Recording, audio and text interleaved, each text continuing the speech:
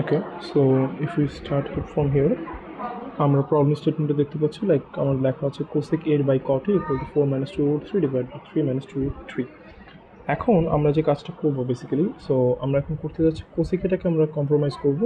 আমরা cosec এটাকে লিখব 1 by sin a, সো আমি একটু লিখে ফেলি 1 by sin a divided by cot এটাকে আমরা লিখব sin a, সরি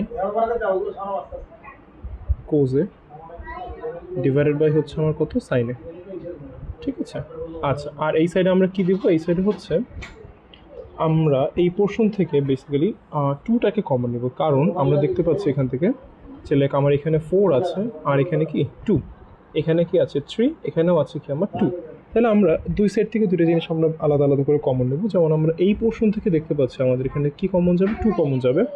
আর এখান থেকে আমাদেরকে কি কমন যাবে, এখান থেকে আমাদেরকে √3টা কমন নিতে পারবো আমরা, ঠিক আছে।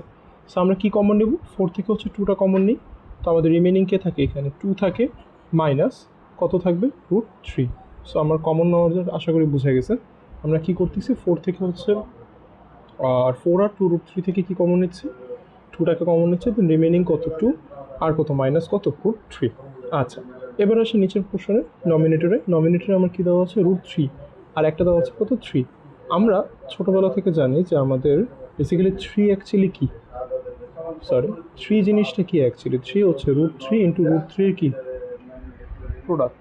আচ্ছা, এখন তাহলে আমরা কি করব, এটাকে আমরা এটা নিয়ে কাজ করব। তো আমরা দেখি একটু নিচের লাইনে আসি। আমরা এখন কি করব, √3টাকে কমন নেব। তাহলে আমার কি রিমেনিং থাকে, ভিতরে থাকে √3 মাইনাস কত থাকে 2, ঠিক আছে।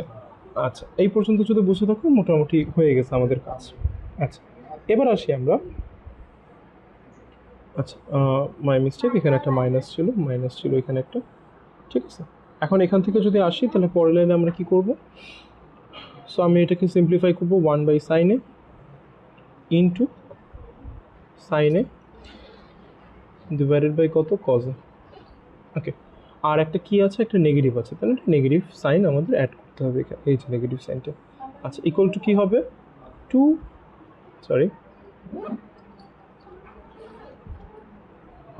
ইন্টু 2 মাইনাস 2 মাইনাস কত আমাদের √3, আর এখানে আমাদের কত আসবে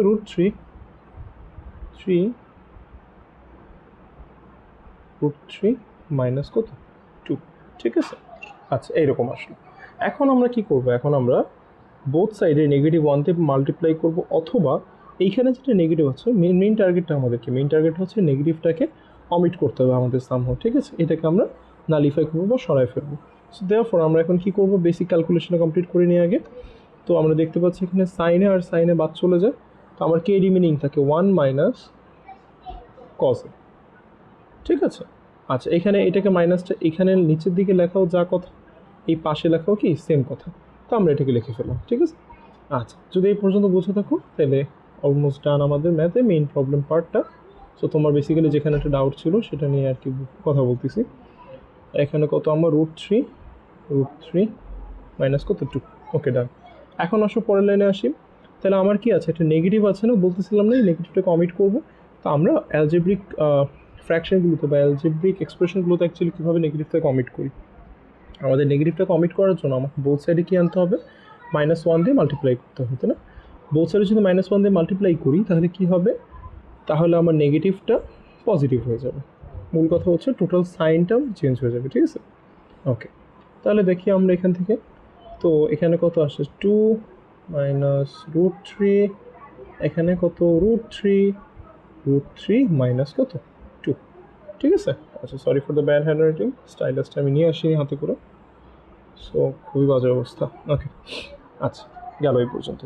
এখন যেহেতু আমি কি বললাম, আমি এই যে এই পোর্শনটাতে -1 ইন্ট্রোডিউস করছি, দেয়ারফর আমাকে অপোজিট সাইডে -1কে ইন্ট্রোডিউস করতে হবে না। সো -1 আমরা মাল্টিপ্লাই কী করলাম, এটা মাল্টিপ্লাই করলাম, বোথ সাইডে কি মাল্টিপ্লাই করে, তাই না। আচ্ছা, এখন আসো পরের লাইনে, -1 দিয়ে যদি মাল্টিপ্লাই করি তাহলে কী হবে, -1 ইন্টু নেগেটিভ, তার মানে কি পজিটিভ হয়ে যাবে, তার মানে কি সাইনটা চেঞ্জ হয়ে গেলো। তাহলে রিমেনিং কে থাকে শুধু 1 ডিভাইড বাই কত আমাদের কজ, ঠিক আছে, 1 বাই কত কজ ইজ ইকুয়াল টু কী হবে, এখানে একটা নেগেটিভ ছিল, এটা 2 ছিল, তাহলে আমার এখন কি প্রোডাক্ট করে দিতে হবে না, আমরা কি করব, গুণ করে দেবো ভিতরে।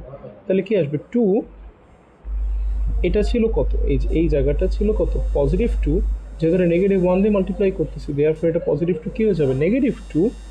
আর কি ছিল, আর ছিল নেগেটিভ 3, এটাকে যখন নেগেটিভ 1 দিয়ে মাল্টিপ্লাই করবো তখন কী হয়ে যাবে, পজিটিভ 3। ঠিক আছে, আর নিচে কি থাকে, √3 ডিভাইডেড বাই √3 মাইনাস কত আমাদের 2।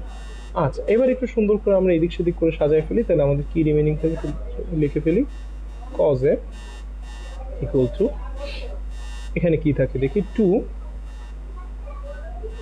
এই √3টাকে যদি একটু সামনে লিখি পজিটিভ √3, 2টাকে যদি পিছনে লিখি -2 ছিল, -2, আর নিচে কি থাকে, নিচে থাকে হচ্ছে √3, আর এখানে কি থাকে আমাদের √3 মাইনাস কত 2।